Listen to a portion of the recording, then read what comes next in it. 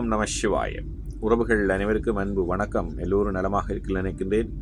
எல்லோரும் நலமாக இருக்க வேண்டும் என்று இல்லாமல் இறைவனை பிரார்த்தித்தவனாக வளமை போன்ற ஒரு குரலை காணொலி வடிவிலே பதிவிட்டு வருகின்றேன். அந்த வகையில் இன்று நாங்கள் காண்க இருக்கின்ற குரல் 1330 குரலே 381வது குரலாக அமைய இருக்கின்றது. நல்லொரு குரலாகவும் நல்ல உரையாகவும் அமைய பெற்றிருக்கின்றது. அதாவது, எப்படிப்பட்ட நாட்டிலே நாங்கள் வாழ வேண்டும், எவ்வாறான ஆட்சியை நாட்டை ஆளுகின்றவர்கள் முன்னெடுக்க வேண்டும் என்பதை இந்த குரல் தெளிவாக சொல்ல இருக்கின்றது. குரலை காண்போமாக இருந்தால், படைகுடி கூழமைச்சி நட்புவரன் ஆறுமுடையான் அரசருளேறு என்பதாக அமைந்திருக்கின்றது. படைகுடி கூழமைச்சி நட்புவரன் ஆறுமுடையான் அரசருளேறு என்பதாக அமைந்திருக்கிறது. இதற்கான முதலாவது உரையை நாங்கள் பார்ப்போமாக இருந்தால், படைகுடி கூழ் அமைச்சி நட்பு ஆகிய அரண், நட்பு அதாவது நட்பு அரண் என்று கூறப்படுகின்ற 6 அங்கங்களை உடையவனே அரசருள் ஆண் சிங்கம் போன்றவன் என்பதாக அமைந்திருக்கின்றது.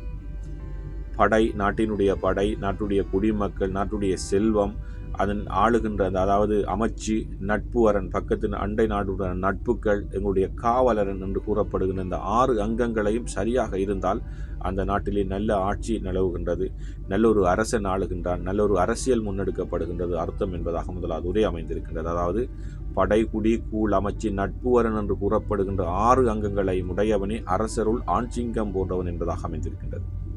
அதே போன்றுதான் கலைஞர்களும் படைகுடி கூழமைச்சு நட்புவரன் ஆறுமுடையான் அரசருள் ஏறு என்ற குரலுக்காக அழகான ஒரு உரையை தந்திருக்கின்றார்கள். அதை பார்ப்போமாக இருந்தால், ஆற்றல் மிகு படை, அறிவார்ந்த குடிமக்கள், குறையாத வளம், குறையற்ற அமைச்சு, முறிபடாத நட்பு, மோதி அளிக்க முடியாத அரணாகிய 6 சிறப்புகளையும் உடையதே அரசர்களுக்கிடையே ஆண்சிங்கம் போன்ற அரசாகும் என்பதாக அவர் அமைந்திருக்கின்றது.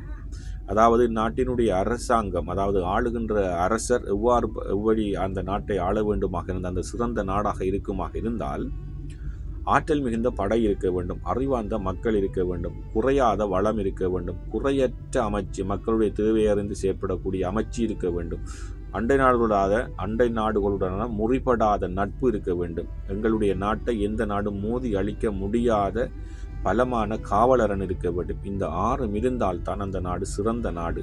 அப்படி இருக்கின்ற நாட்டிலே ஆளுகின்ற அரசர் சிறந்த நல்லொரு அரசனாக, சிங்கம் போன்ற அரசனாக இருப்பான் என்பதாகத்தான் கலைஞருடைய உரை அமைந்திருக்கின்றது.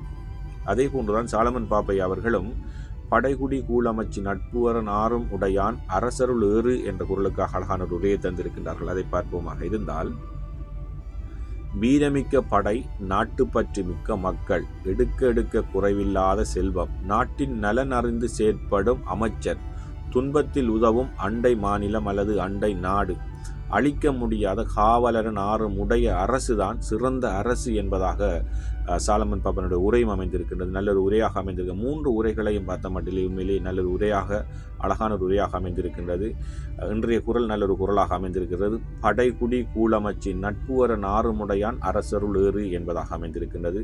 இறைமாட்சியை, நல்ல அரசியலை முன்னெடுக்க வேண்டும் என்பதைத்தான் இந்த குரல் அழகாக சொல்லியிருக்கின்றது. நல்லொரு குரலாக அமைந்திருக்கின்றது. அடுத்த குரலை சந்திக்கலாம். ஓம் நம சிவாய. நன்றி, வணக்கம்.